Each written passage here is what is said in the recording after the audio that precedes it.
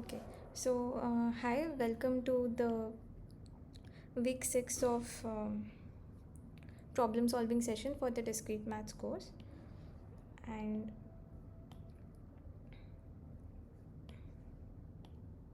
yeah, so what we'll do today is the topic for today is induction and um, pigeonhole principle and so on. So we will define this quickly whenever we look at the problems of that kind.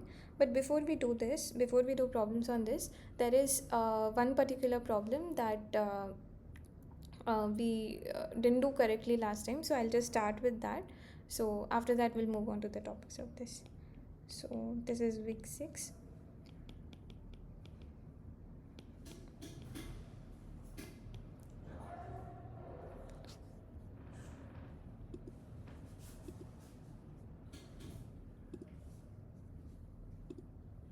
Okay. So let me show you the question. So the question is that you have been given this function um, which whose domain is the numbers 1 to 5 and whose codomain is the numbers 1 to 5, and the question is how many such functions are possible such that the pre-image of 5 in the function is 3. So that is if you the number of pre-images of 5 is 3. So that is if let's say this is the domain, this is the codomain, then there are exactly 3 elements in the domain uh, that are mapped to 5. So we want to count the number of such functions possible. So in case you haven't tried this earlier, I'll wait for a couple of minutes and you can try this out. And if you have any ideas or answers, you can write in the chat box, or you can even unmute and tell me.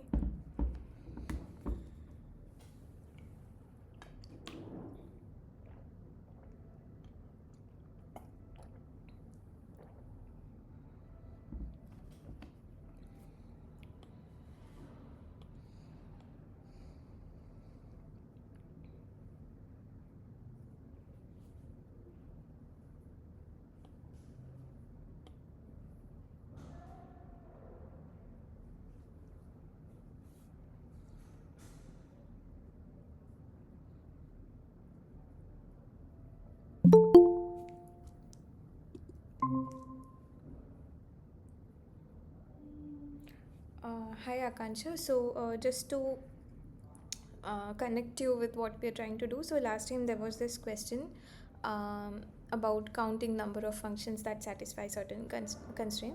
So there was some miscalculation that we did. So I'm just starting with that. So you can take a couple of minutes and try out this problem, and we can discuss this.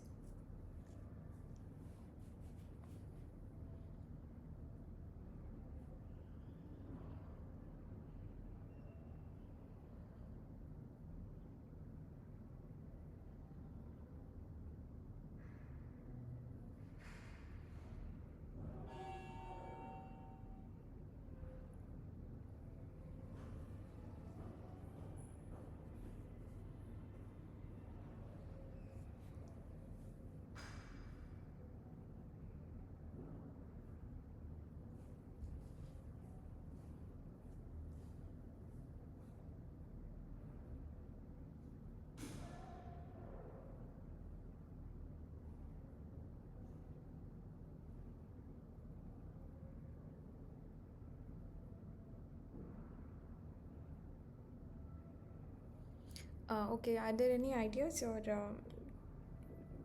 do you have any starting points? Option A. Yeah, that is correct. So let's see how to do that. So you know that f inverse of 5, the number of elements here is 3. So that means out of these 5 elements here, you want to choose 3 of them which are going to be mapped to 5. So it could be either 1 to 3, it could be 1 to 4, and so on. So how many choices do you have? So number of choices here, yeah, number of choices for f inverse of 5 is exactly 5 choose 3. And then what you want to do is yeah, for each of them, so let's say I'll just assume for now that the elements that are mapped to 5 is 1, 3 and 4. So now what you have is you have two elements that are remaining. So in this case that is 2 and 5. And what the function wants is, a function is valid if for every element in the domain you have something mapped to it in the codomain.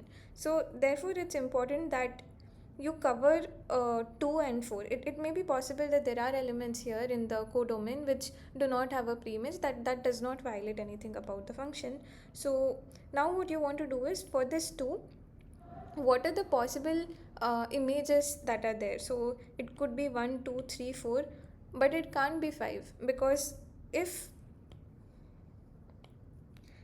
the image of 2 is 5, then f inverse of 5 becomes 1, 3, 4 and 2, and therefore the size of this set becomes 4, which is contradicting what is given here. So you want this set to be exactly of size 3, so it can't be that 2 is mapped to 5. So you only have 4 choices here. Similarly, for the element 5, you again have 4 choices here for the same reason. So therefore, yeah, I'll erase this. So yeah, so therefore what you have is that for f of 2 there are 4 choices for the image, and similarly for f of 5 there are again 4 choices. So altogether these are independent events, therefore you're going to multiply all the choices. So total number of functions such that f inverse of 5 has 3 elements is 5 choose 3 that we had from here. Then you had 4 choices for 2 and 4 choices for 5. So this is 4 into 4, that is 5 into 4 into 3 by let's say 5 into 4 by 2 into 16, which is 160. So I think last time what the miscount happened because instead of 5 choose 3, what we did was we did 5 into 4 into 3, which is where we did not take into account that it does not matter what order you pick them in. So 1 2 3 as a set is same as 3 2 1. So this is where the miscount had happened, and just wanted to point that out. So is this fine? So the correct option, as Akansha pointed out, is 160. Are there any questions about this?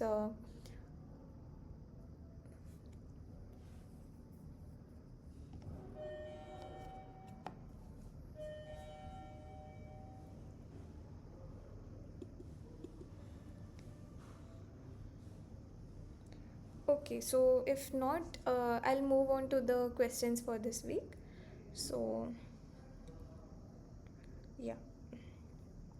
So mostly we will be covering topics on induction, PHP, and so on. So I'll recall them whenever you whenever needed.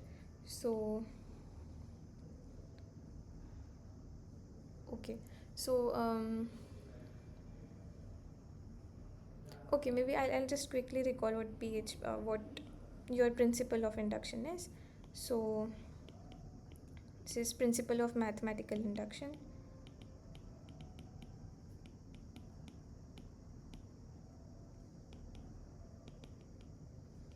And this is very simple and intuitive to state, but the amount of applications that it has in the field of mathematics and computer science is tremendous. So for when you come across very difficult uh, problems which upfront look like how do you even approach it, induction is kind of a very strong and powerful tool that you can use to show bounds that you want. So what I'll do is I'll simply state what the principle says. So it says that if you want to prove some statement for say for you have some infinite domain, so that could be What I mean by that is it could be a set of natural numbers, it could be set of rational numbers, or it could even be some other object such as graphs. So the number of graphs that you can have is also infinite. So you want to prove something, some statement over an infinite set of elements, and so typically this is infinite, and you want to prove some statement. So what you do is you come up with some parameters. So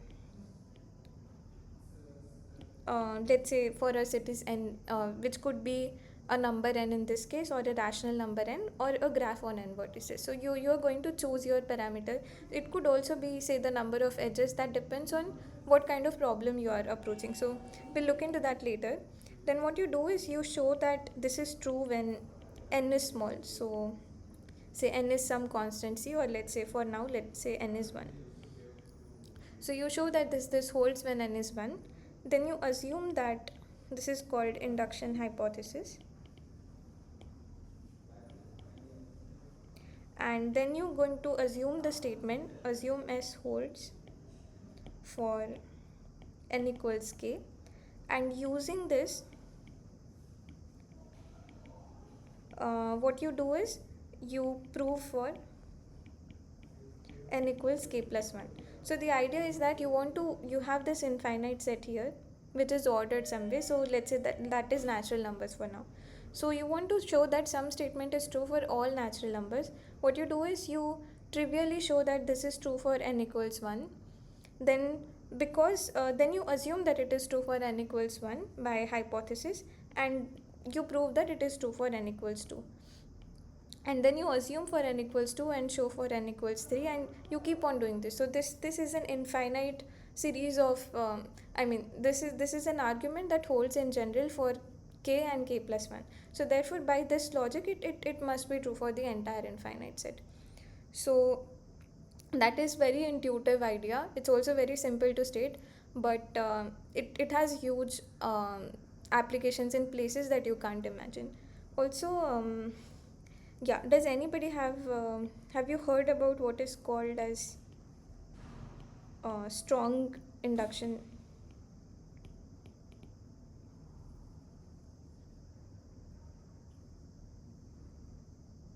You can maybe raise your hand or the thumbs up or something. That would help me.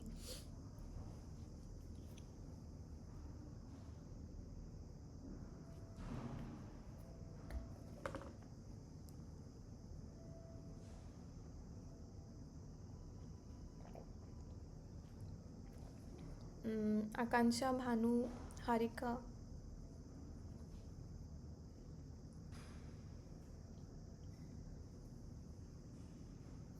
Is the question clear?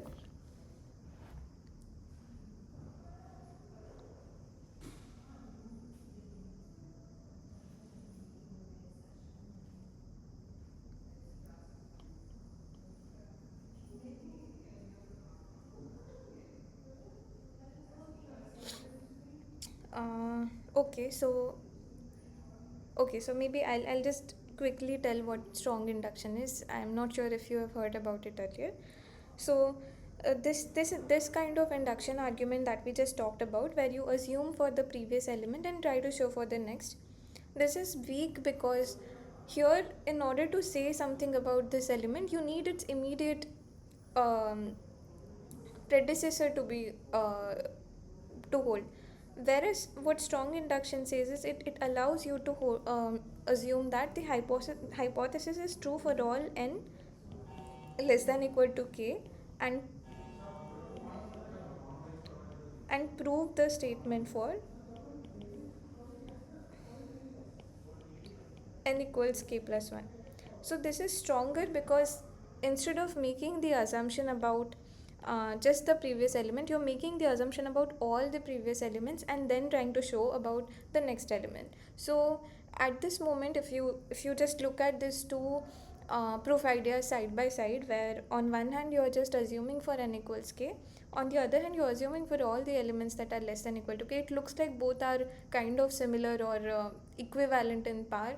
But it turns out I'll try to demonstrate some example if possible, but it turns out that this strong induction is very powerful because you're assuming something more. It makes easier for you to prove statements in certain settings. So yeah, so that is about strong induction. I am not sure if you've seen this, but I just wanted to mention this. Okay, so if that is clear, then you can try this out. This is a simple warm-up example where you want to show that the sum of first n odd numbers is one of the following. So if there are any questions about the principle of induction itself, then you can ask me right now, or you can take a couple of minutes and try this out.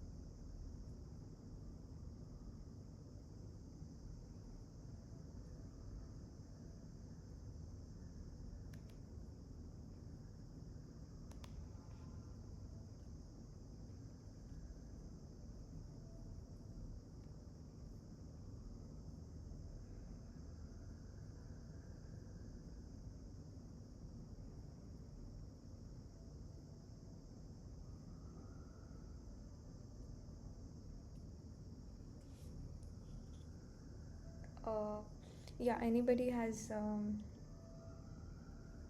any ideas or answers? You can use the chat box, or you can also unmute and tell me.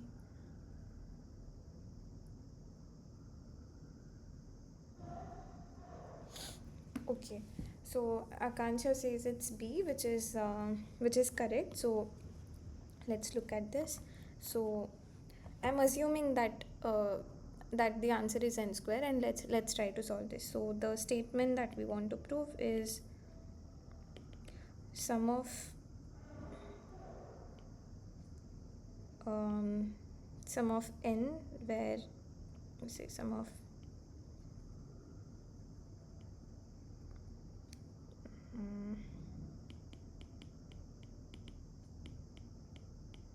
first n odd numbers is equal to n square. So naturally, the parameter that we talked about in the previous example, where you want to induct on some parameter, that is n, which is the number, the nth odd number for us, and that is what we're going to induct on. So what we will do is we will do induction on n. So what is the base case?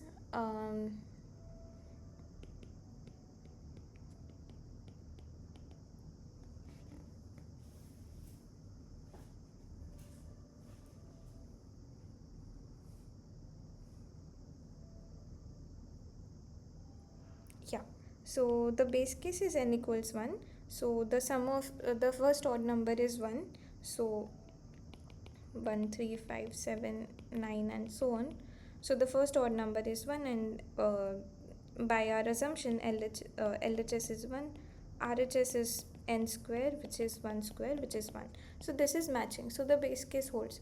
Now what we want to do is, the induction hypothesis says that assume that the sum of first k odd numbers is k square, and using this want to prove that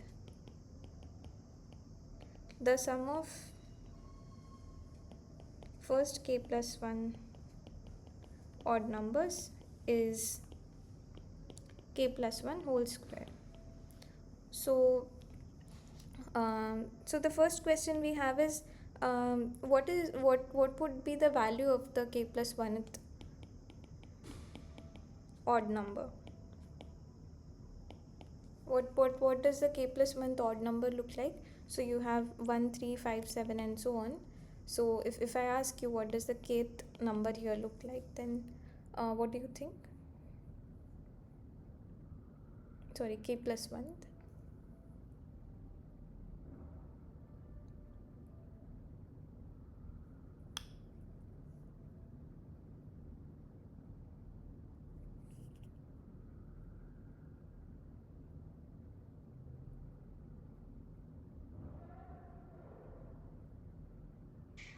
1 plus 2k.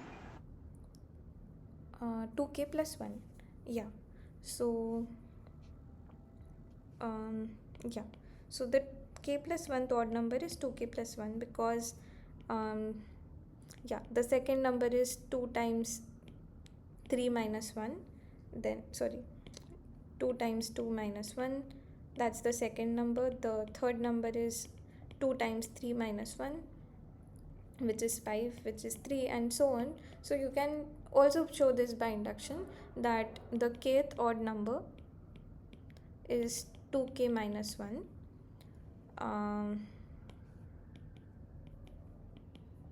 This is also something that you can show by induction, or there are other ways of showing that. So yeah, so using this, what you get is k plus 1 a odd number, as Bhanu pointed out, is 2k plus 2. Sorry, 2k plus 1. So yeah, so the sum of, sorry, yeah, so if you want to sum uh,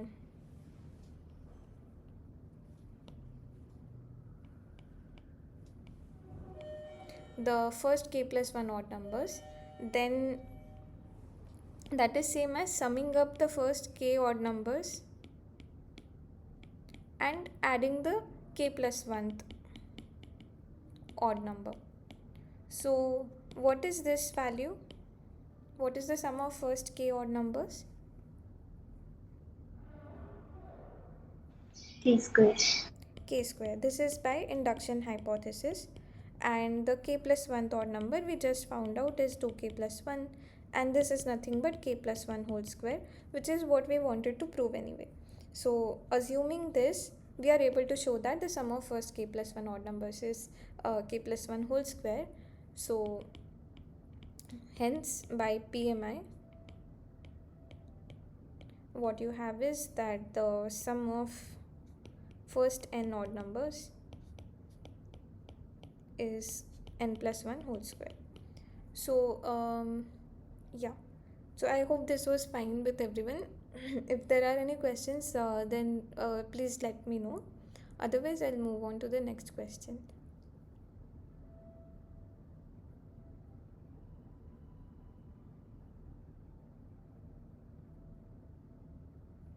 Okay, so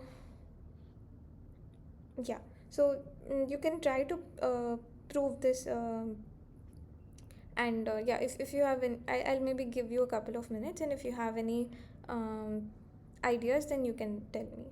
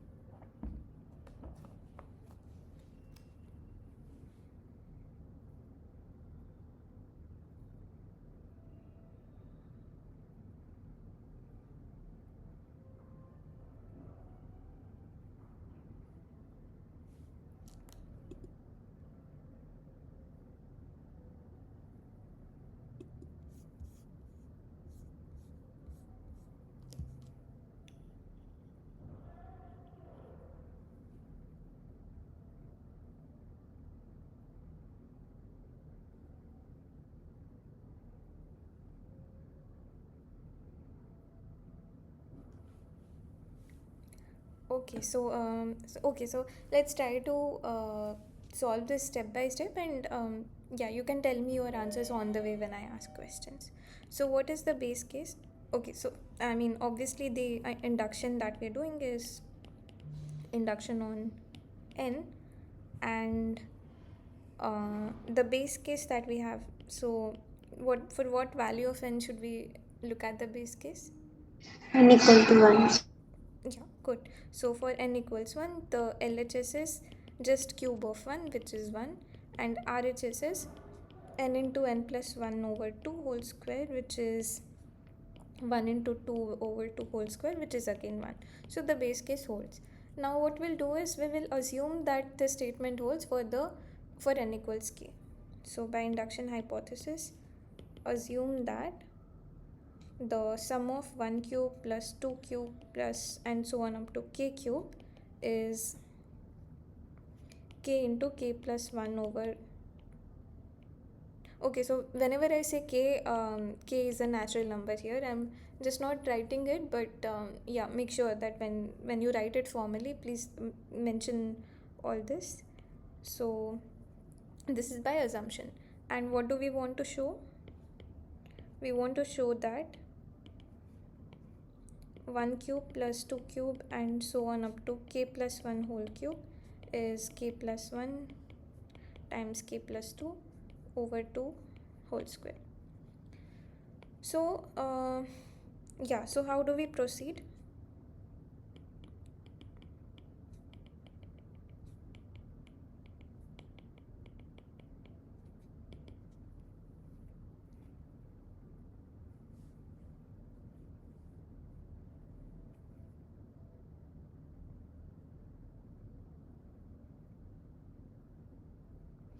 Okay, so if you look at this summation, then by assumption this is nothing but k into k plus 1 whole over 2 whole square plus k plus 1 whole cube.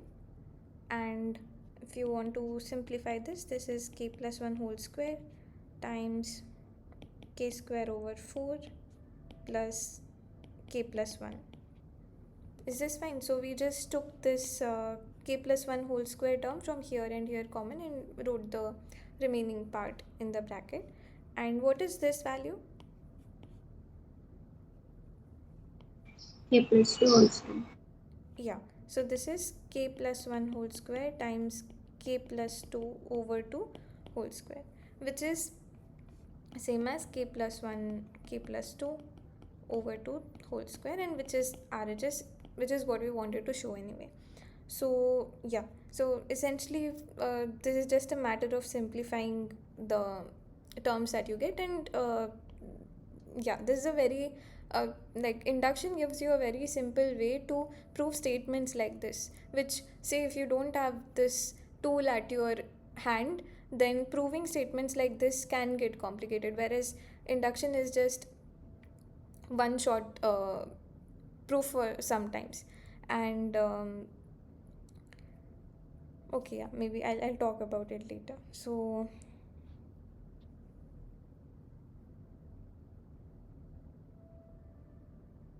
okay, yeah, you can try this out. So what we're saying um, is that for every integer n greater than 6, 3 to the n is less than 6 factorial.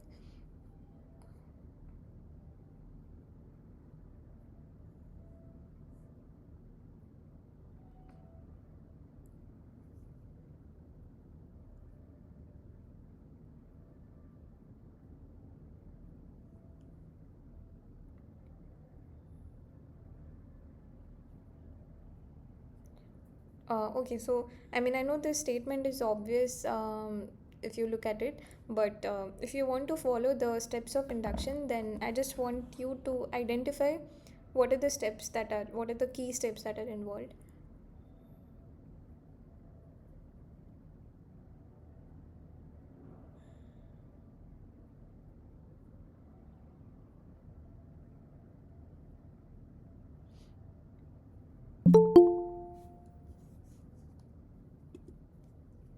Okay, yeah. Hi, Isha.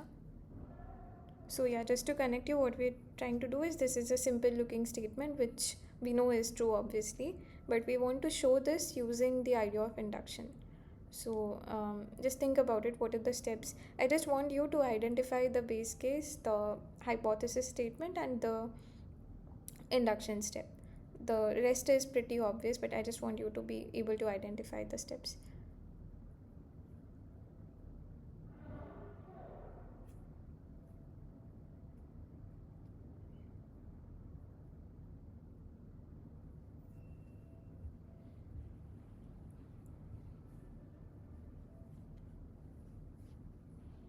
Okay, so I'll just maybe ask you at each step. So, what is the base case here?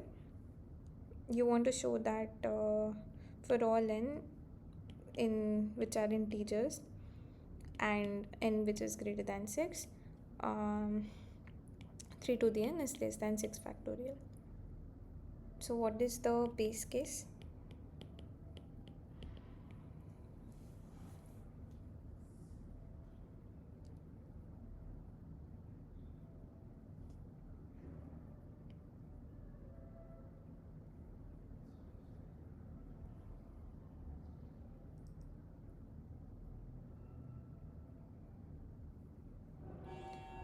Um,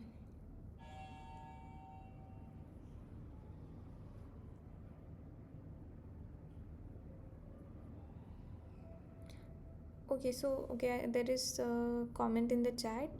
If there's a chance, assignment 5, Q5 and Q4 and Q5 need explanation. So is the assignment 5, um, I mean, is the deadline over and are the solutions released, or is there a problem with the questions?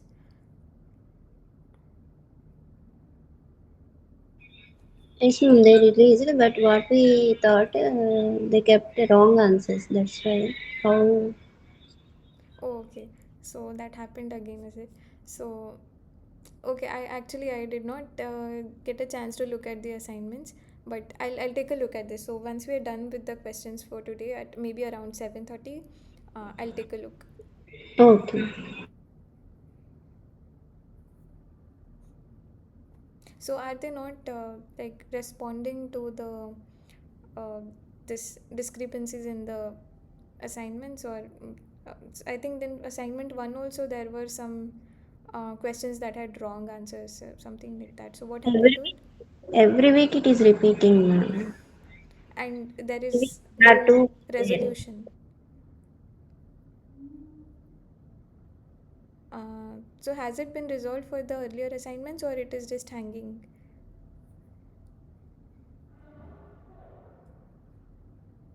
Sorry, can you repeat? Yeah, so for the assignment 1 and 2, for example, have they resolved the problem, or is it just there? No, they didn't change any marks like that only they kept. Oh,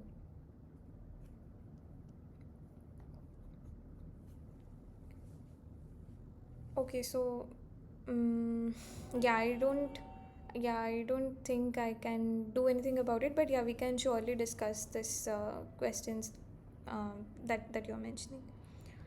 Okay, so coming back to this, Akansha, is the inequality is not true for, is it? Let's check that out. So 3 to the 7 would be um, okay, 9 into 9 into 9 into 3, and your 6 factorial is 6 into 5 into 3 into,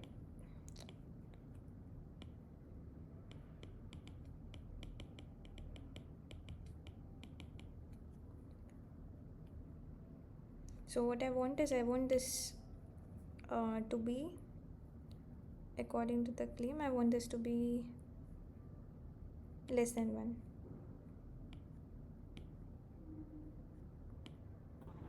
Ma'am, why we are writing 3 to the power 7? Because the claim says that this statement, 3 to the n less than 6 factorial, is true for any integer greater than 6. So the first integer greater than 6 is 7. So you're saying that for every number in this set, this claim should be true. So in particular, you're saying that 3 to the 7 is less than 6 factorial, 3 to the 8 is less than 6 factorial, and so on. Oh, So this is fine. the base case that you have, which is different from what we did so far. So the point that we want to demonstrate is, earlier you just assumed that there is this set 1 2 3 and so on, and what you do is for n equals 1 you show something and keep on moving like that. The point of this question is to demonstrate that it is not necessary that you start like that. The principle applies to any infinite set where you can identify a parameter. So this is the set that you have, and the smallest element is 7. Okay, so okay, let's check that out. So okay, you can even, okay, maybe I'll just use the calculator. So 3 to the 7 here is 81 into 27.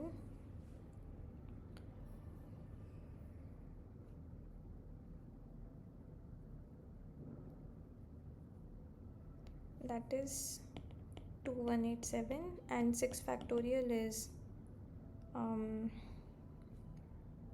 okay, 6 factorial is 6 into 6 into 20, which is 36 into 20. This is fine, right? 726 factorial. Yeah. So Akansha, I did not understand what is the.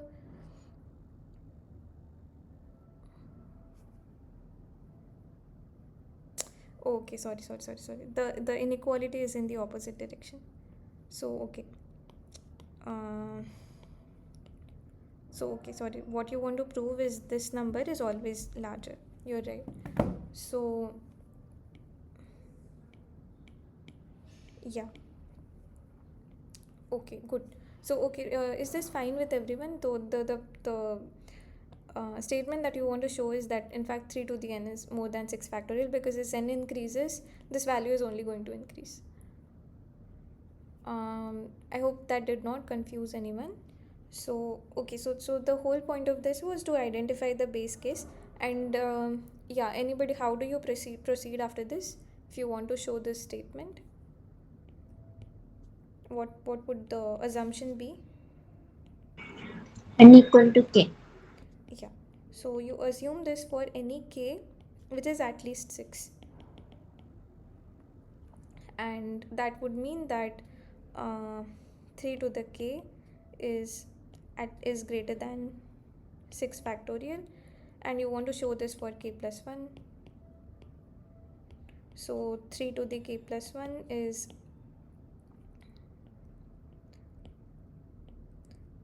equal to 3 into 3 to the k, where k is at least 6, and this by the hypothesis, you know, this is greater than 6 factorial, and therefore 3 to the k plus 1 is greater than 6 factorial. So this part is pretty obvious, and I mean, this claim that we had, like, if, unlike the previous statements we had, this is somewhat hard to come up with if you don't know what I should write in the right hand side, but something like this is very obvious and intuitive. But the only point I wanted to make here is that the base case did not start like with, for example, with n equals 1 or 2 or something. That depends on the set that you have in hand, and the base case depends on the smallest, or yeah, the smallest element that you're going to need. Okay, so I hope that was clear. If there are any questions or confusions, then yeah, please feel free to ask.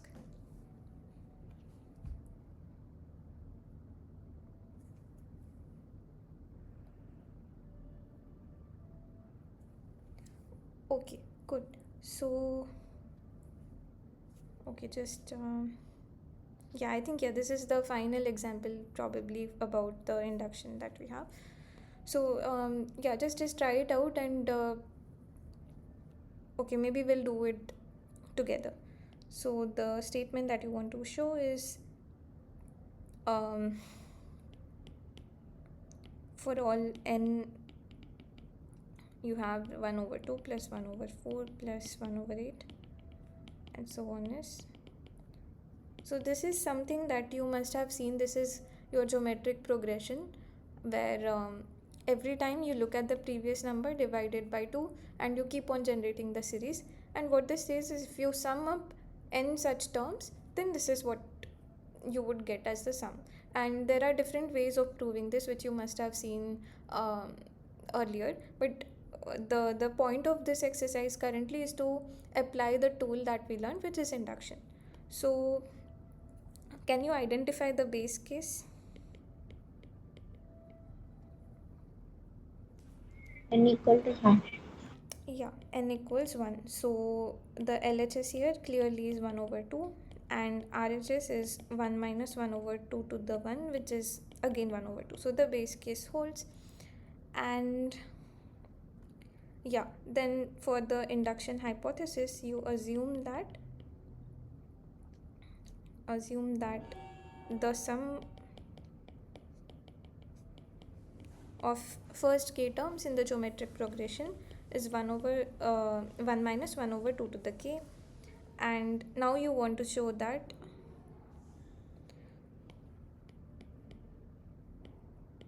the sum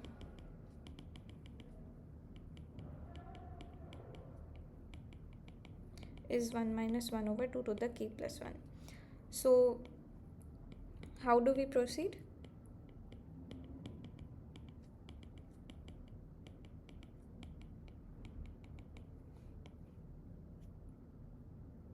So okay, this is, I think by now you must have already guessed this. So you just use the hypothesis and replace it with the sum that you have on the right hand side. So assuming that this sum here is 1 minus 1 over 2 to the k, you get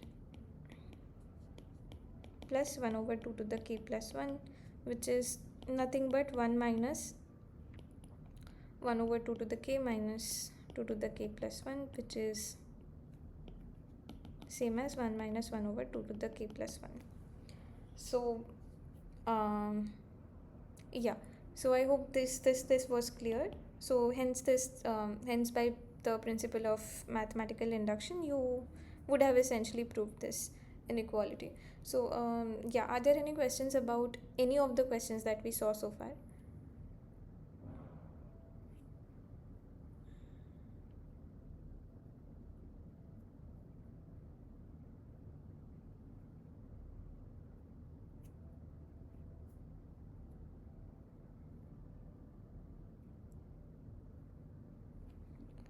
Okay, so yeah, so you have Bhanu has a question.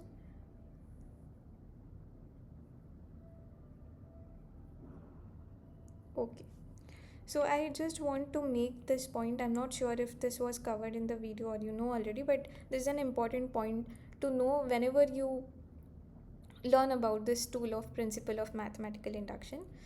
And the idea is that just because we saw a couple of examples where we sort of assumed for n equals some number and then kept on proving, it kind of gives an impression that principle of mathematical induction is something that can only be applied for numbers or rational numbers or something. But it is in fact a very very very powerful tool, in the sense you can apply it to any object of your interest. So for example, one such object that is naturalist graph. So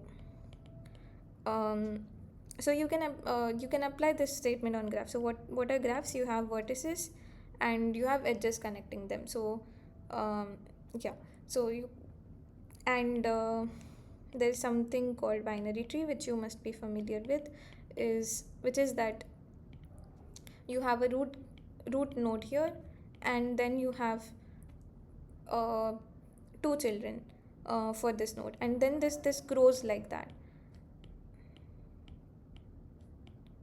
Okay, so assume that each node has two children and this stops at some level h. So this is height 0, this is height 1, this is height 2, and this is height 3. And the statement that you want to say is so the this the number of nodes in this final layer, these are what are called leaves, because they do not have any children. So all the other internal nodes, they have two children each. So this node has two children and so on, but you stop at a certain height and then there are no children. So these nodes are what are called leaves. So the question is if you have a binary tree and assume it is full in the sense that every internal node has 2 gates. So if I give you a full binary tree of height h, then how many leaves does it have?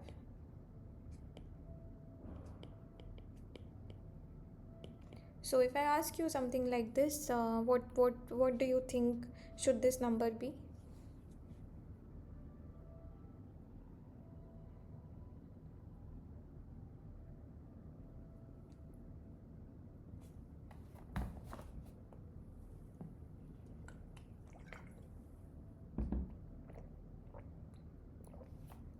Bhanu, do you have a question? No. Okay.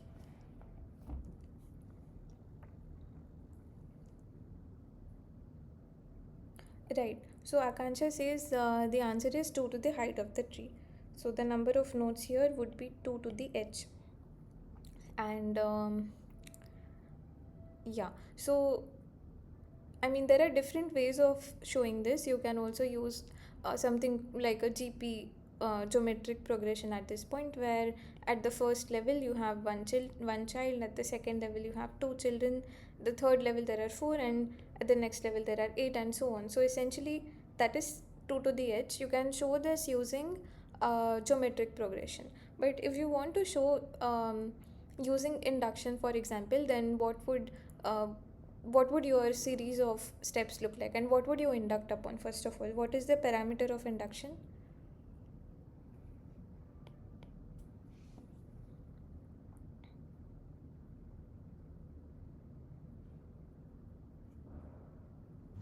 Height. Right. So height is the parameter, and so the induction on the height h. So the base case would be h equals 0. In this case, there is there's one leaf exactly, and 2 to the 0 is also 1, so this matches. Then what you do is you assume for height h minus 1 that the number of leaves at this point is 2 to the h minus 1. So how many leaves would be at height h? You have at height h minus 1 there are some 2 to the h minus 1 many nodes. For each of them you're going to get 2 leaves.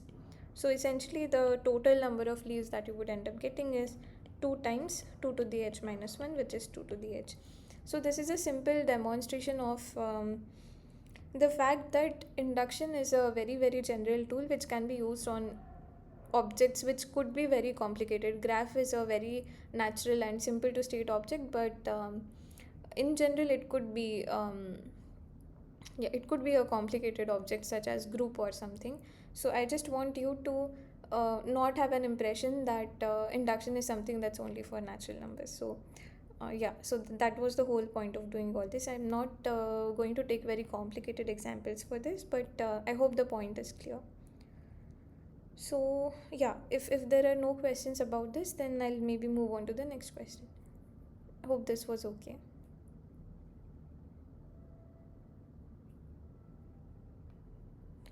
Okay, so yeah, so okay, yeah, I'll just let you try this out. This is also something you can solve using um, I mean common sense, or yeah, I mean simple logic. But yeah, if you're familiar with the pigeonhole principle, you can also try to use that. So yeah, maybe take a couple of minutes and try to solve this.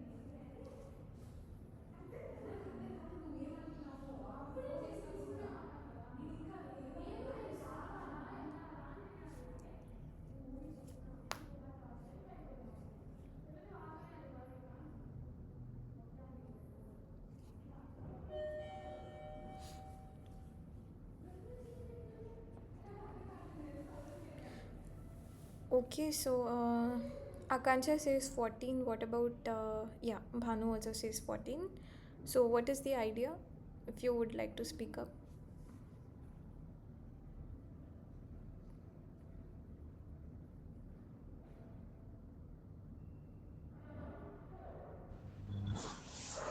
If we remove 12 success up to 12, there is no guarantee whether we are getting 2 blue. So from 12 of the red we have to remove. Then after we are taking extra 2, there is the surety to get to 2 socks. Exactly. So that is basically the idea. So what I'll do is I'll try to solve it with logic and then just write the principle of the pigeonhole principle in um, slightly formally. So the idea here is that you have a box, you have a drawer that contains, yeah, that contains 12 red socks, and there are yeah, there are 12 blue socks, and they are in no particular order. They are not even paired, they are just uh, randomly placed in the drawer, and you can't see what is there in the box. You're just putting your hand and taking out something. So the question is, how many socks would you have to take out so that you have at least 12 blue socks? So the worst, let's look at the worst case scenario. The worst case scenario is you first put your hand, you get a red sock, you put your hand again, you get a red sock, and this happens 12 times. So what you have in hand is you have 12 red socks right now, and you still haven't found out what is the you still haven't found out your pair of blue socks. So next time when you put your hand in the drawer, you are guaranteed, you are assured that the next sock that's going to come up is blue. So now you have one blue socks, and the second time you put your hand again, you're going to get a blue socks. So this is what your common sense tells you, and that's why you have 12 plus 2, which is 14. So if you pull out 14 socks, then you would definitely end up getting um, a pair of blue socks. And the principle of pigeonhole principle is essentially formalizing this exact uh, this exact notion, which is, say you have n pigeons, so there are these pigeonholes. So assume that each of them is a pigeonhole, so you can place pigeons here. So you have n pigeons and you have m holes, and n is greater than m. So the number of pigeons that you have is, okay, maybe I'll make this smaller for the purpose of illustration.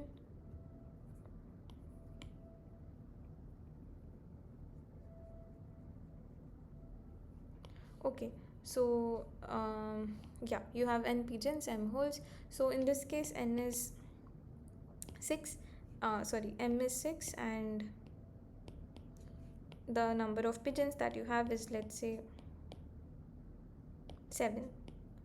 So what happens is, if you place one, if each of the pigeon flies into the holes, what you can be assured of is there has to be a hole which has 2 pigeons. So let's say the first pigeon goes here, the second goes here, the third goes here, fourth one goes here, and the fifth and sixth goes here. Now there's one more pigeon that is remaining, and it has to fly in either one of these. So hence there has to be a hole which has at least 2 pigeons. So hence this says that then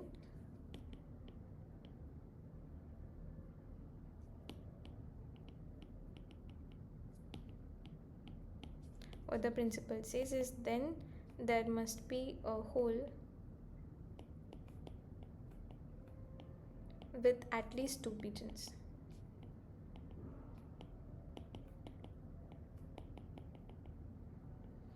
And that is exactly what we did here. Um, we did not per se, we did not use this pigeon and hole thing while we solved this, but that is essentially the logic behind it. The logic for solving this is exactly the logic for this principle.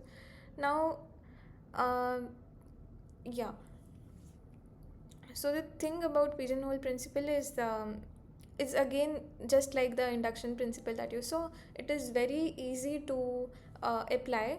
It's a very simple and intuitive, natural, very natural statement to say, but it is again very powerful, and it comes in contexts that are um, very unexpected. So we may not be, unfortunately, we may not be able to look at such examples where it's very hard to identify the pigeons and holes, and the statements that you're proving are very powerful. But if you are curious, you can just look up on the internet and you will be amazed to see the kind of theorems, the strong theorems that you can, the strong claims that you can make simply using pigeonhole principle. So yeah, if you need, I can give you pointers for this later, but for today we're going to do simpler, relatively simple examples. So I'll just ask you one thing. So in this case, in the example of socks and pigeons, socks and drawer, can you identify the hole, and can you identify the pigeons?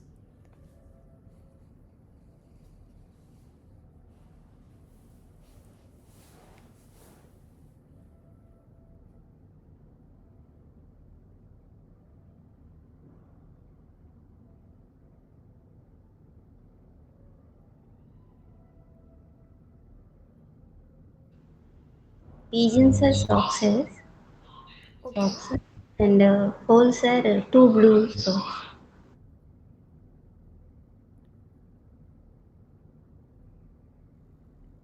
mm,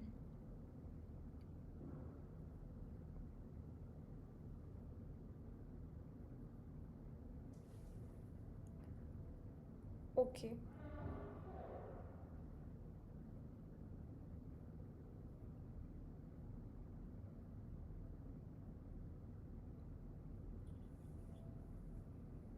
Okay, so that is one way of looking at it. So yeah, what about others? What I mean, do you also have identified the same pigeons and holes?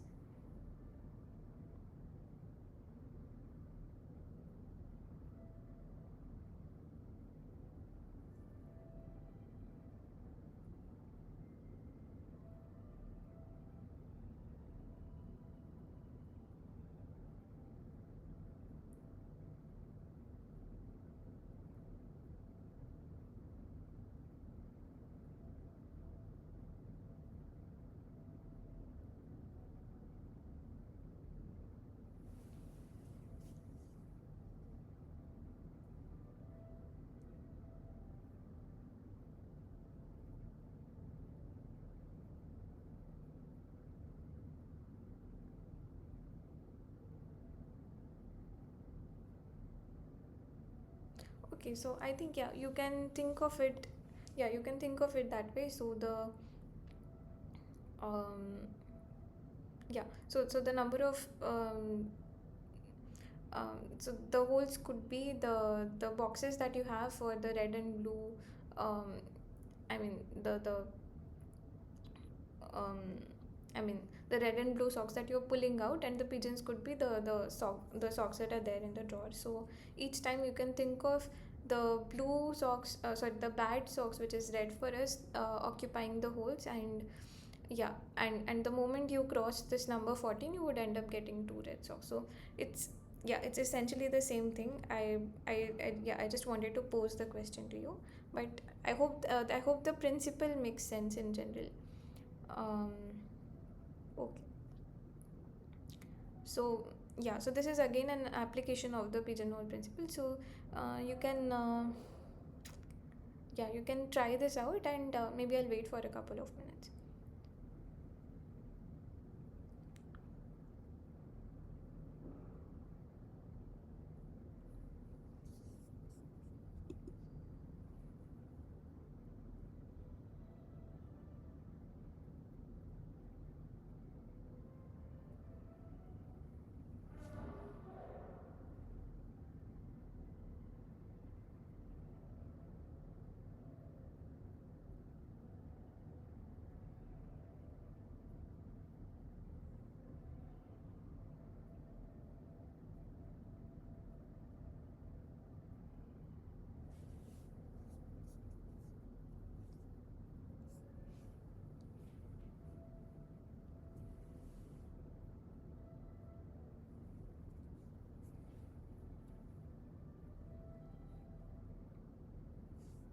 Yeah, you can let me know your answer in the chat box.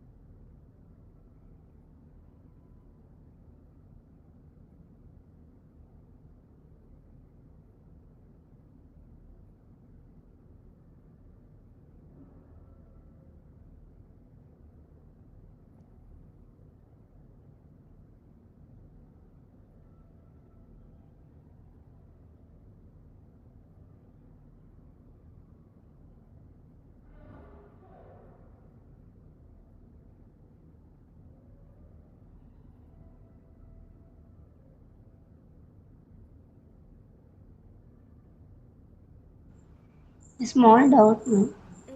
Yes. Here they didn't give any specific condition because if you have 100 students also, they can get, there is the chance to get the same grade. Yeah, So no such students get the same grade. If condition is there, we can apply. yeah, exactly. But the question is, what is the minimum number of what is the minimum number of students that you need?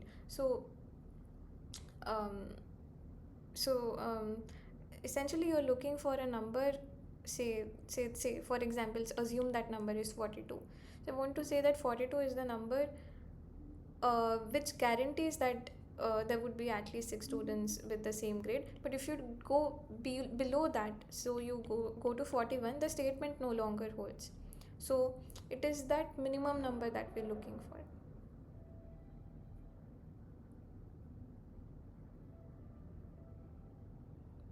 Does that answer your question? No, no two students should get the same grade. That if that point is there, we can apply. But here that point is not there.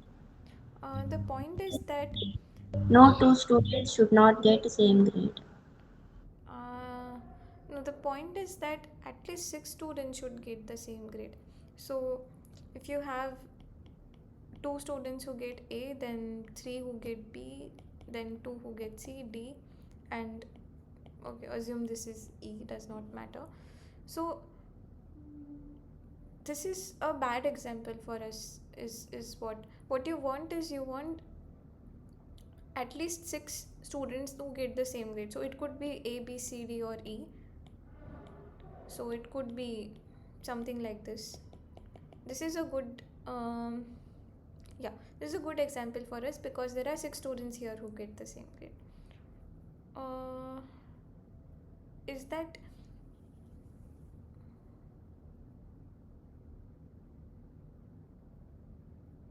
I did not understand the where the doubt is coming from. So what do you mean by 2 students who do not get the same grade?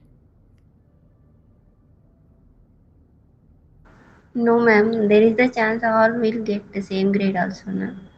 Yeah, but that does not contradict. Yeah, that does not contradict anything, right? There is no such condition that you should have all distinct grades. So it is possible that everybody gets A. That is not a problem for us.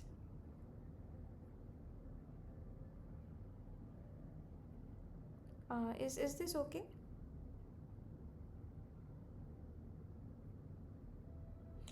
Um, so okay, so what I'm essentially saying is that it is possible that there is a class of 42 people and all of them get A grade. So hence there are at least 6 people who get A grade, and that is fair. That is good enough for me. I'm not insisting that somebody should get a grade B, C, D, or E. It's possible that nobody gets B, C, D, and so on.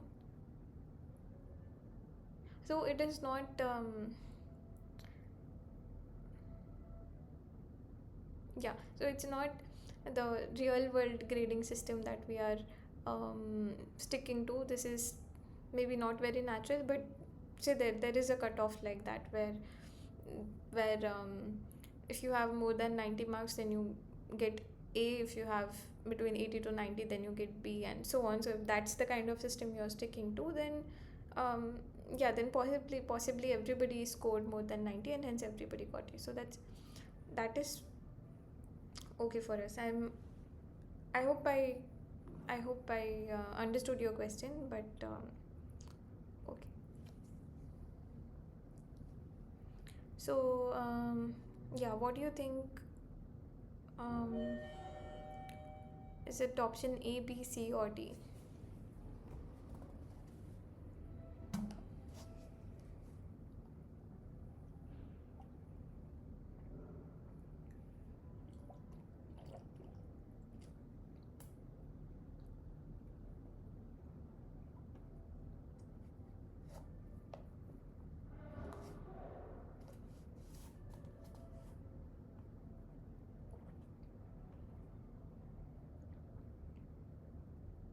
I hope the question is clear.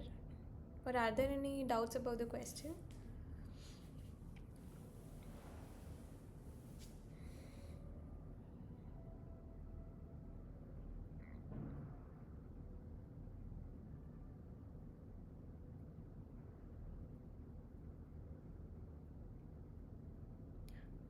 Isha, Bhanu, and Harika.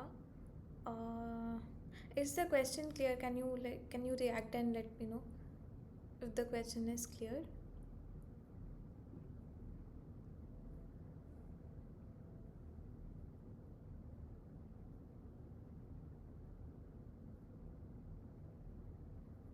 Okay. Okay. Good. Then. Okay. Then maybe let me try to explain the answer, and then if there are any questions that you have, then please feel free to ask. So what we are saying is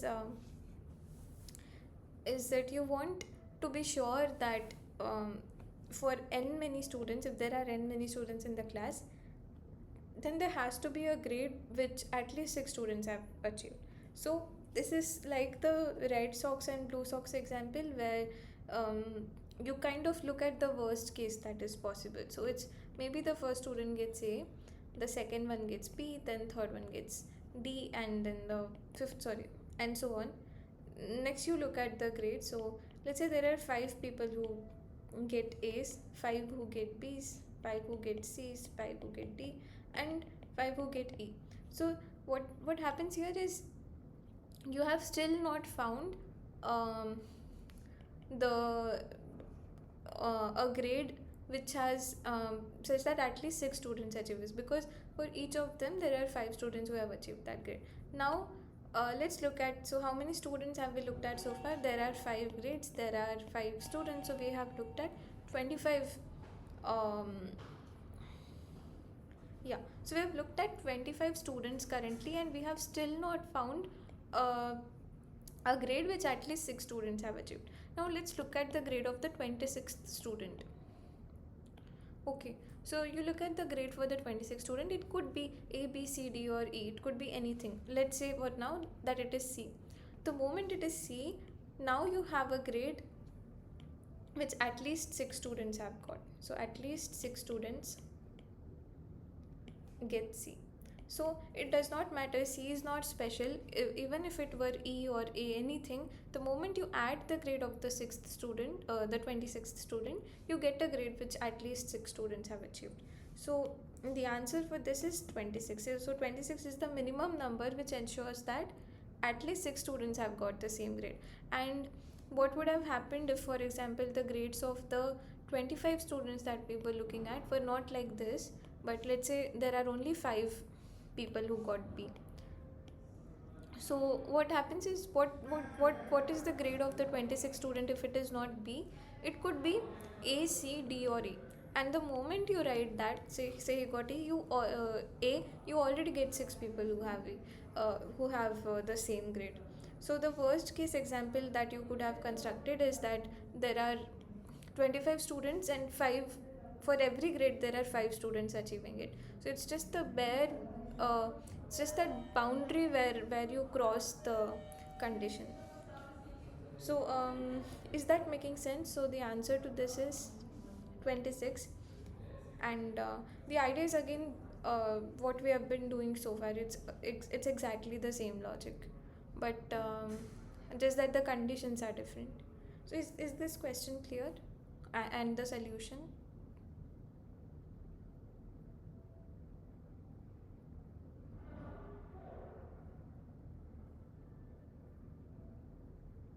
Okay, good. Bhanu, are there questions about? So I'm not sure if I could address the question that you had, but does the solution make sense or?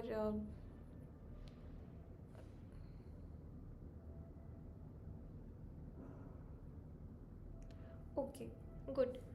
So then I'll move on to the next question. So,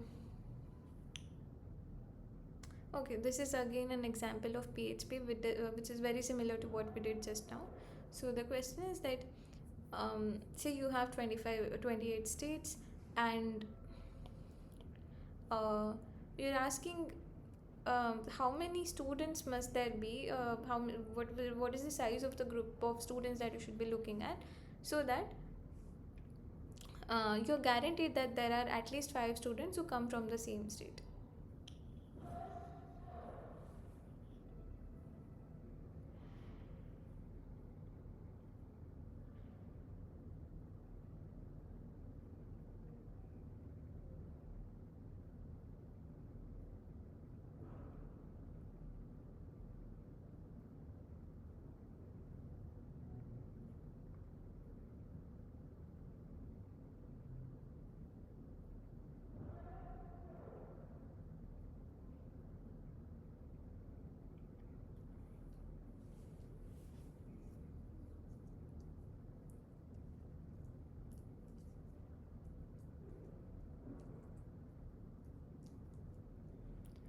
Right. Yeah, so Bhanu says 113, that is correct, and the idea is um, almost same as what we saw. So this is, let's say, your state 1, state 2, and so on up to state 28. And let's say the first student um, belongs to state 1, and the second belongs to state 2, and so on. And there are 4 of each kind.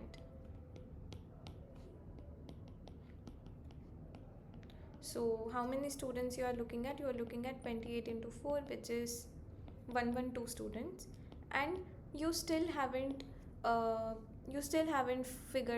haven't found a state which has at least 5 students coming from it, because for each of them there are only 4 students who are coming for it. Now you look at the 113th student, and you ask which state does he belong to. Let's say he or she belongs to some state SK, somewhere here. Then the number of students that belong to the state K becomes 4 plus 1, which is 5, and uh, now you have satisfied this condition. So that means if you have 113 students, it's always guaranteed that there would be 5 which belong, at least 5 which belong to the same state. So it is exactly the same idea that you saw just now. So good. So if that is clear, then yeah, I'll move on to the next question. Yeah, this slightly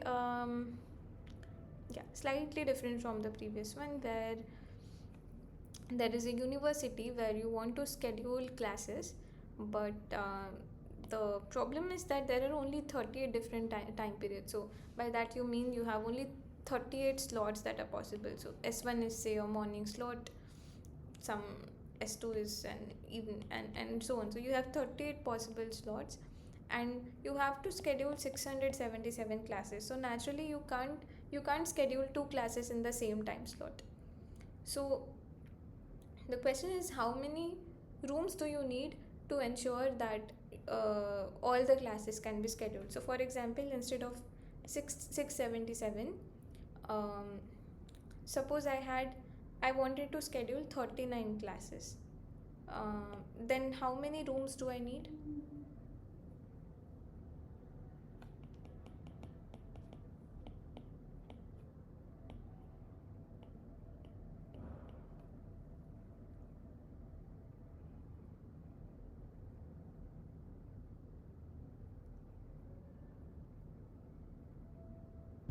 And can you repeat?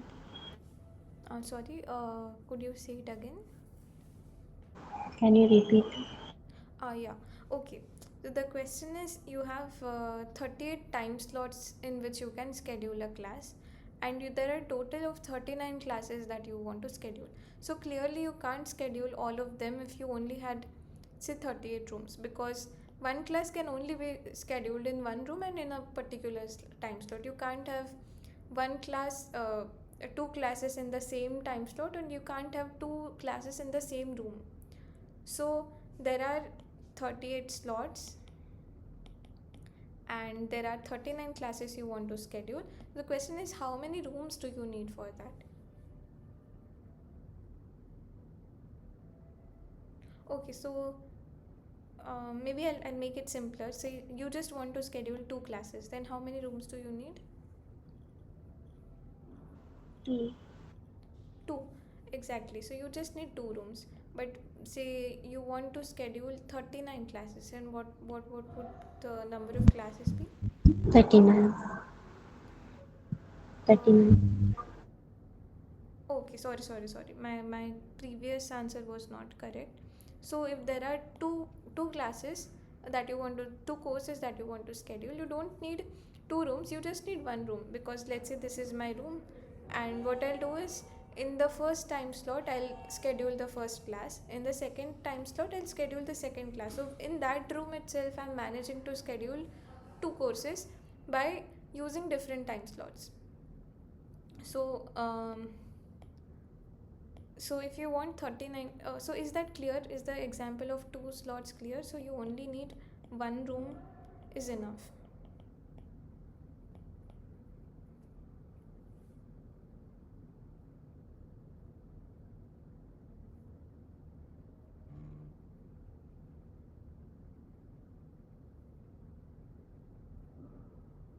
Okay, so if that is clear, could you now tell how many classes do you need for, how many rooms do you need to schedule 39 courses?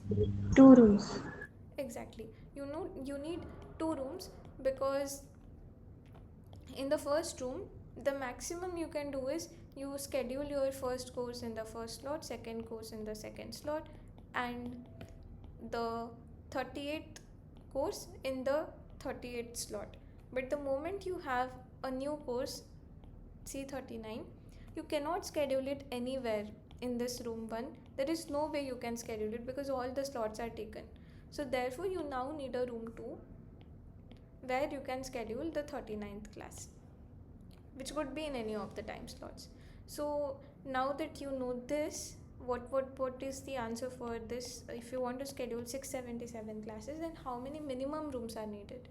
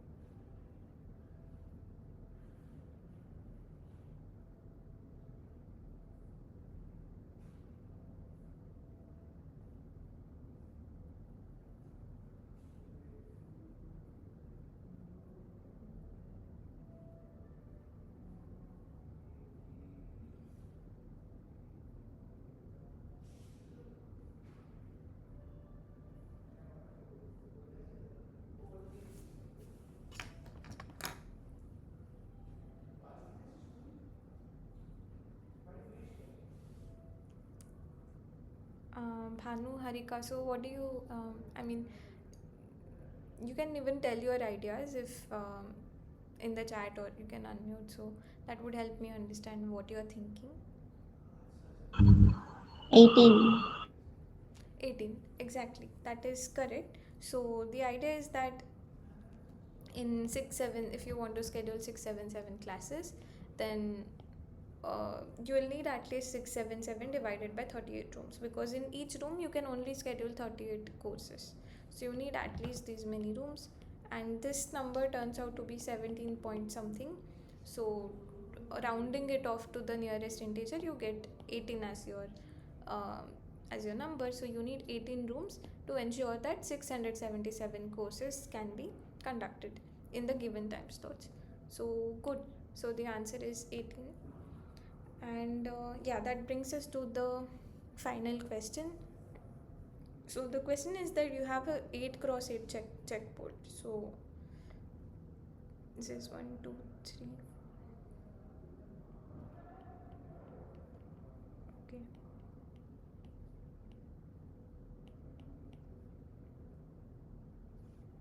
Yeah. So assume this is your checkered board where you have diagonals, rows and columns like this. And I hope yeah, this is your 8x8 chessboard, and what you have is you have rooks. So rook is your um, piece on the chessboard which moves like this. So it can move if let's say this is the rook here, it can move all the way uh, horizontally, it can move all the way vertically. If the rook is here, so it can go here, it can go all the way here. It basically, any of the yellow boxes that you see, it can reach there. So essentially it looks at its row and its column. It can move anywhere along the row and along the column, to the left, right, top, bottom. So that is how a rook moves. And what do you mean by attacking rooks? So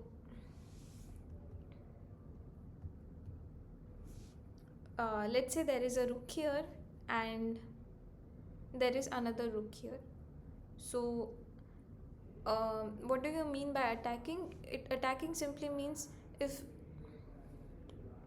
there's a way you can move one of the rooks to the in place of the position of the other, then that essentially means you would have killed that rook. So if you can jump and take the place of the other rook, then you would have killed that is what attacking means. So in this case, do you think this position, so what I'm asking is, this rook and this rook, are they in an attacking position?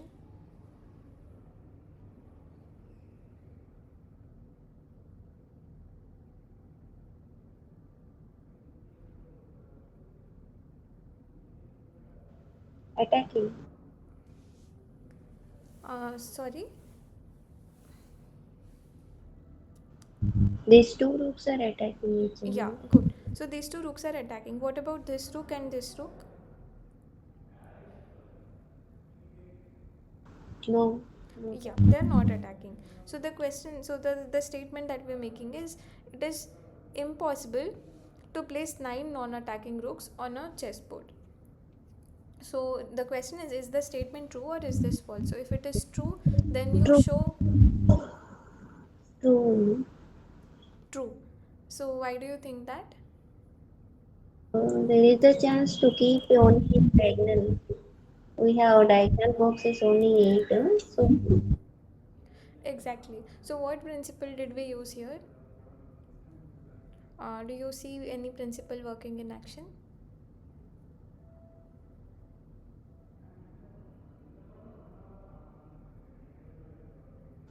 no. Okay, so this is like your pigeonhole principle, where you are saying that uh, the um, okay, you have 9, you have 8 boxes.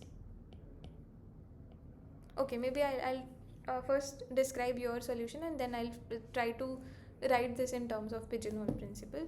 So what you're saying is correct. The moment you place one rook, it is going to occupy one column and one row. One row and one column, and you cannot now place another rook on any of this cell. So these are completely gone, no matter where you place it. Now you want to place your next rook. You could place it anywhere, but the moment you place it, it is going to take another another set of row and another set of column. So essentially the moment you um, yeah the okay, maybe assume this is one placement. So the moment you place your 8 rooks, the ninth rook that you're going to place is going to lie in one of the rows here. It has to be in one of the rows, and all the 8 rooks that you had were already occupying. So row 1 is occupied by say rook 1, row 2 is occupied by rook 2, and say row 8 is occupied by rook 8, and these are such that they are non-attacking. And now the ninth rook that you place is going to fall into one of the rows, and the moment they fall in the same row, they become attacking. So that was your idea, which is exactly right. So it is on the spot. So you're saying that the ninth rook is going to capture one of the rows, and therefore you get an attacking position. So this is exactly what the pigeonhole principle is. So the 8 boxes here are the 8 rows that you can have, and what you want is, you don't want 2 rooks to fall in the same row. So first rook maybe goes into the first box, the second pigeon, which is the rook, goes into the second, and so on. But the moment you have the ninth rook, it's going to have to fall into one of the boxes, and that's same as saying you have 2 pigeons in the same hole. So what you essentially did here is pigeonhole principle. And let's say I want to generalize this, so maybe I'll combine it with the second idea that we learned today. So maybe I'll make a general statement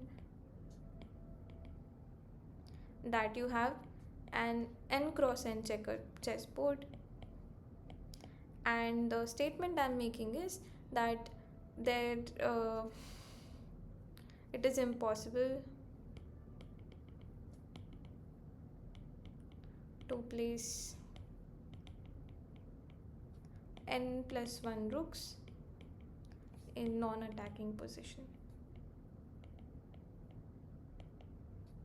So what can you say about the statement? Is it true or is it false?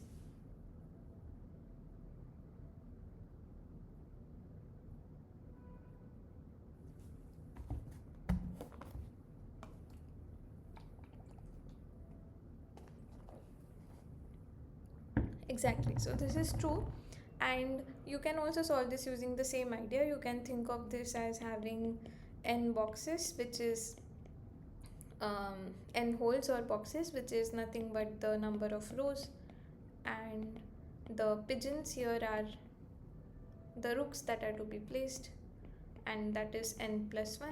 And therefore the moment you do this, there has to be a box which has 2 rooks, and that becomes an attacking position. That is the idea. At the same time, what you can also do is, I want you to be able to see the the places where you can also use in your second idea that you learned, which is the induction idea. So you can also think of this as, you can assume the statement for an n minus 1 cross n minus 1 checkerboard. Assume that you cannot place n rooks such that they are non-attacking, and then use that hypothesis statement to show that for an n by n checkerboard you can't do the same. So this is exactly what I meant by induction is not a is not a principle that just uses numbers. So here you have another object which is very natural, which is the chessboard. The induction that you're going to apply is on the size of the chessboard. So assume for n minus 1 cross n minus 1, and prove for n cross n. So this is also natural places where you can think of induction as a tool. In this case, it's also easy to do without induction, but I want you to be able to see that induction also applies to statements like this. So yeah, I hope this part is clear.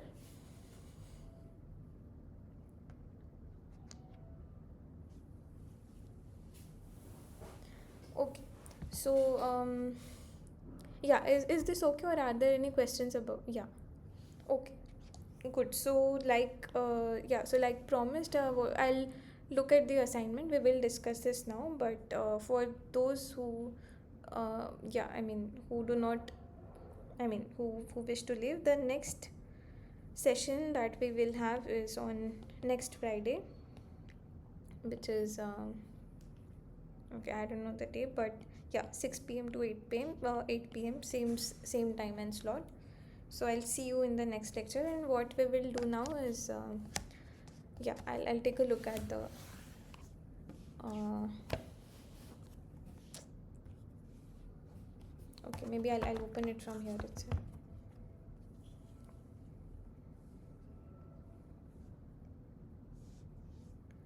mm.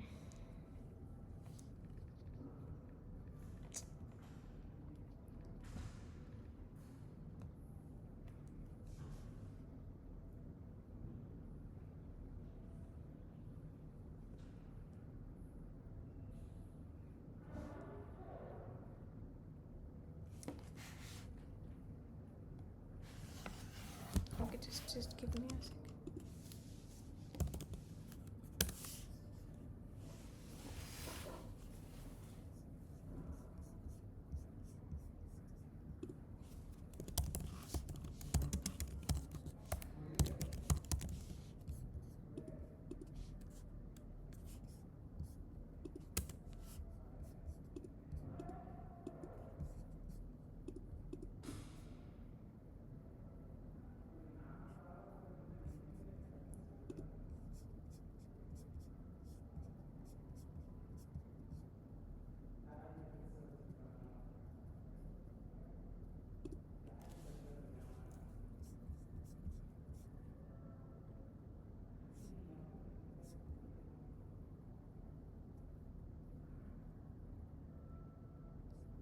Okay, yeah, I'm looking at the question.